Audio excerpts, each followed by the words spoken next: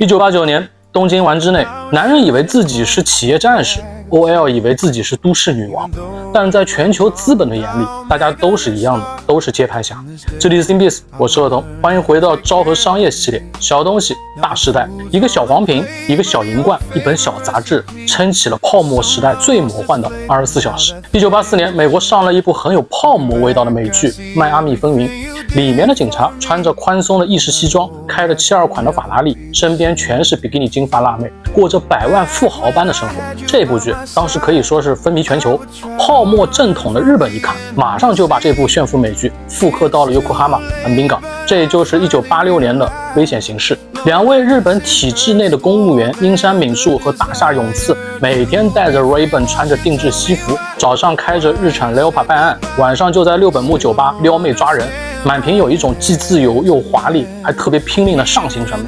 这两个领工资的普通公务员，一边实施正义，一边硬生生活出了有钱人的味道。危险形势就是当年泡沫男孩的电子布洛芬。对当时每天挤电车陪客户加班到深夜的日本男人来说，现实没法止痛，但电视剧可以啊。问题是关上了电视，你第二天早上6点还是得挤地铁，10点依旧在会议室被领导痛骂，下午2点必须去给合作商送样品，6点还要回到公司加班，晚上9点还要和客户喝酒应酬，12点还要陪部长继续续摊，像加满油的发动机一样永不停歇，根本没有上面那两位老哥那么潇洒自由。所以泡沫男儿想撑过这痛苦的24小时，得靠当时的一瓶黄色功能饮料。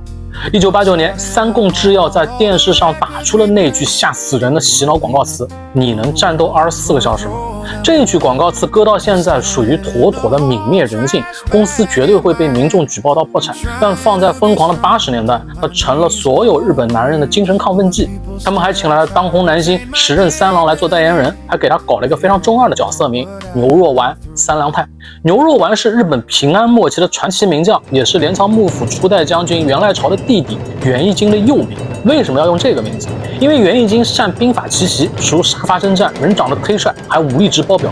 日本史上最著名的几场元平决战几乎全是他打赢，所以也一直是武士阶层的战神代表。这意思就很明显了，现代职员要有战神般的能力和决心，所以现代的牛肉丸要穿着西装，手提公文包，从东京丸之内金融街一路奔到华尔街，再游到会议室，一边跑一边还要大口喝下功能饮料，然后展现出魔性的招牌大笑。时任三郎还亲自唱了广告主题曲《勇气的证明》，这首歌词也分到了极点。黄色的瓶子是战斗的标志，你能战斗24小时吗？商务男，商务男，日本商务男穿过时差飞向世界，你能战斗24小时吗？当时这首歌由于过于洗脑跟魔性，在1989年居然还被做成了单曲发售，还一路杀进了日本公信榜前3，连续再榜22周，最后还卖了60万张 CD。这也是日本音乐史上第一首冲进公信榜前3的广告单曲。广告播出1年以后，这个黄色小瓶子的销量暴涨了4倍，直接破了1亿瓶。就在 Reagan 问世前，日本功能饮料市场一直是大正制药一家独大。当时大正的宣传语是一发打尽，走的是体力劳动和运动员路线。但三共制药发现经济巅峰期的时候，要续命的根本就是那些穿着西装没日没夜的 Salaryman 工薪族。你肯定觉得三共制药把疲劳包装成男人荣耀，把加班洗脑变成人生的价值，简直就是粉丝感十足的泡沫味。但其实今天的价值观完全不能适用于80年代。现在听24小时战斗，第一反应肯定是无良企业劳动剥削，但当年的社会环境并不是这样的。他拿下1989年流行语大赏铜奖，广告歌曲还卖了60万张，高校的棒球大赛也都在唱这首歌。从大众传播层面来看，它是一种非常积极、热血、国际化、成功男性的时代符号。但问题是，商业的狂欢终究敌不过生理极限。从80年代开始，日本频繁地出现了中年白领在工作中猝死的情况。也就是在这个时期，卡多西过劳死这个词从日本正式走向了世界，而且直接被英语字典给收录了。日本男人早上8点要干掉一瓶 Reagan， 靠着里面高浓度的牛磺酸和咖啡因强制启动自己，下班的时候接着得喝第2瓶，因为不是在加班，就是杀向下一个战场。但如果是现在的年轻人，会立刻回家，绝对不会为公司和上司多花1秒钟时间。但泡沫时代不同，对企业战士来说，白天9个小时叫公司工作，晚上6点以后叫人际工作。客户不能不陪，部长也不能不跟，同事也不能不喝，所以忙完了一整天的男人又要匆匆赶向下一个战场。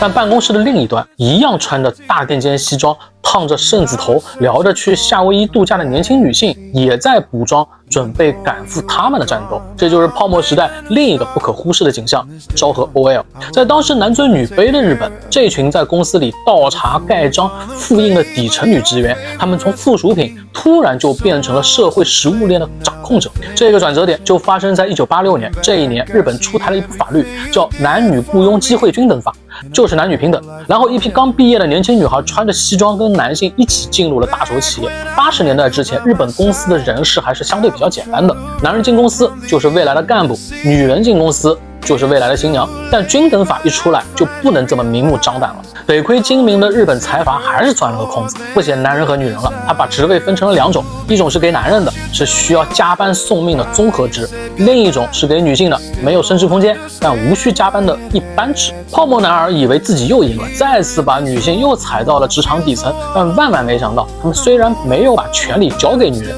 但却把现金流和下班后的时间给了他们。所以昭和 OL 顺手玩了一招反向套利，因为当时大部分未婚职场女性都和父母同住，没有房贷，没有车贷，没有压力，工资虽然没有男人高，但真正能拿出来花的钱未必比男人少。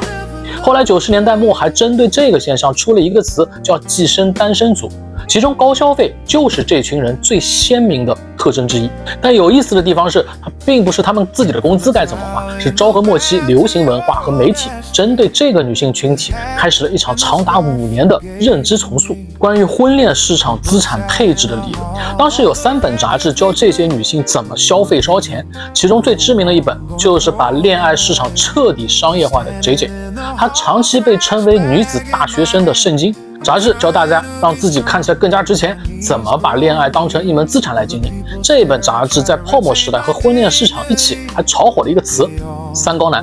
高学历、高收入、高个子。然后又手把手教 OL 们怎么来包装自己，把抢夺3高变成一场杠杆并购。今天一些年轻女孩的手段，早在40几年前就被昭和 OL 先开服了。当时伴随着日元升值，海外旅行爆发，像 Tiffany、Louis Vuitton、Chanel、Hermes 开始频繁地进入了女性们的消费视野。所以杂志 JJ 告诉女孩子，你白天在公司倒茶复印不重要，重要的是让那些天天开着 Leopa 在大企业工作的3高男心甘情愿的在圣诞节去Tiffany排队给你买项链，还有 LV 的水桶包。在杂志的熏陶下， OL 们更进一步，还把当时的泡沫男儿分成了4个工具人模型。于是全日本女性都按照这个模型开始建立自己的男人投资组合。首先是车夫君，得开双门的 Leopa 或 BMW， 24小时随叫随到，负责接送上下班或去夜店。饭君专门带你吃，去银座的高级法餐厅、意大利餐厅来享受各种顶级食材。贡品君专门清空女人的购物车，负责买水桶包买贴肤项链。保留金是用来结婚的3高男。到了最后，泡沫男儿以为自己是成功的企业战士，昭和 OL 也以为自己是享受生活的女王。但在全球资本的眼里，大家不过是同一种东西，就是泡沫狂欢里最肥美、最甘心的那种耗材。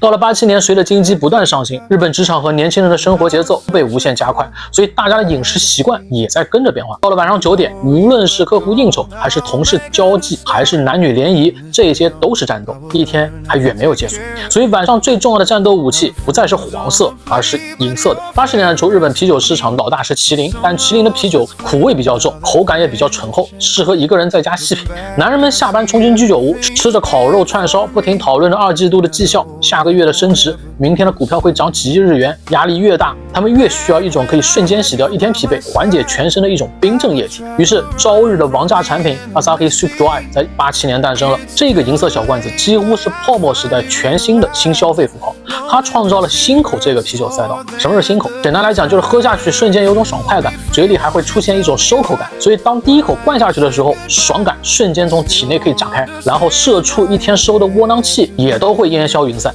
这种感受大家应该在日剧里看到过很多次，而且银色设计在当时属于降维打击。在那个满是红黑白色设计的传统时代，这种带着金属感和未来感的银色物质就像是从科幻电影走出来的东西。这个银色罐子成了泡沫后期最潮最火的一种消费符号。这一场爆火也救活了当时接近破产的朝日。在此之前，朝日的市场其实已经跌到了可怜的9.5%，在业内还被称为西洋啤酒。但 Super Dry 一出，朝日从垫底的位置一路爬上了日本啤酒的霸主之位。麒麟、三得利、札幌三大巨头当时惊慌失措，纷纷推出自己的 Dry 系列，试图合力围剿，但最终还是被打得溃不成军。到了98年，朝日还直接拿下了国内啤酒销售份额的第一 ，Super Dry 也成了全球销量前3的啤酒。为了保证极致的爽快感，朝日还承诺所有的居酒屋拿到的啤酒都是10天内新鲜出厂。后来是5天、4天，甚至3天，这种对速度和效率的极致追求，和当时日本24小时你能战斗吗这种狼性文化不谋而合。24小时的战斗是一场时代的狂欢，但注定会在最灿烂的时候戛然而止。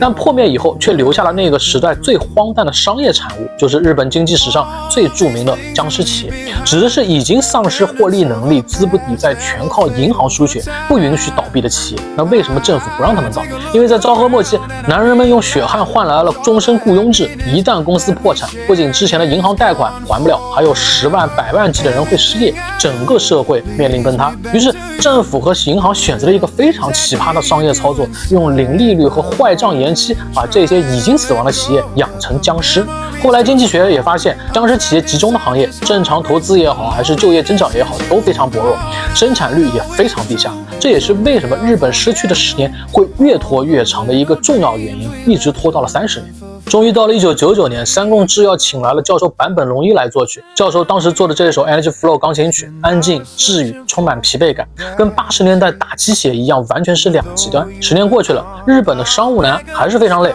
但已经没人好意思再叫他们去战斗24小时了。那些曾经的泡沫男儿，以为把命献给了公司，就能换来一辈子的荣华富贵，但股市地价和消费的泡沫破裂以后，他们都被困在了僵尸企业。公司也不敢裁掉他们，但也给不了高薪和奖金，只能坐在办公桌前做着毫无意义的工作，成了日本职场里的窗边族。这种处境还都算幸运。另一边，昭和偶尔的消费神话也在暴跌的资产价格前面灰飞烟灭。如果从今天的角度看，日本昭和末期那场24小时战斗和疯狂烧钱的盛宴，就像是一场社会全员的典型精神幻觉。但其实很多国家都得过这种病，只不过它不叫泡沫而已。美国用迈阿密风云给日本喂下了文化药片，三共制药又把过劳洗成了英雄主义，媒体杂志把感情彻底解构成了资产配置。今天很多人不理解，为什么现在的年轻人开始断舍离，开始低欲望，开始躺平，甚至连恋爱都懒得谈。其实答案非常简单，今天很多年轻人虽然没有亲眼见过1989，可能也没见过父亲战斗24小时从银座回家，也没见过母亲抱着 JJ 杂志排队去买 LV， 他们没有经历过泡沫，但继承了泡沫的宿醉。工资几10年不涨，终身雇佣不再可靠，房子也不再保值，拼命工作更不能换来阶层上升。今天我们看到的低欲望断舍离都不是一个泡沫就能轻松解释完。今天回头看1989，真正留下的是那个时代真正相信过什么东西，一个小黄瓶，一个小银罐，一本小杂志，小东西大时代。好了，这里是 ThinkBiz， 我是额头，欢迎在评论区留下你对那个狂野时代的看法，我们下期见。Trash bag in my hand, I'm trying to be strong, but my knees grow weak. Though the people stare, I try to retain my dignity.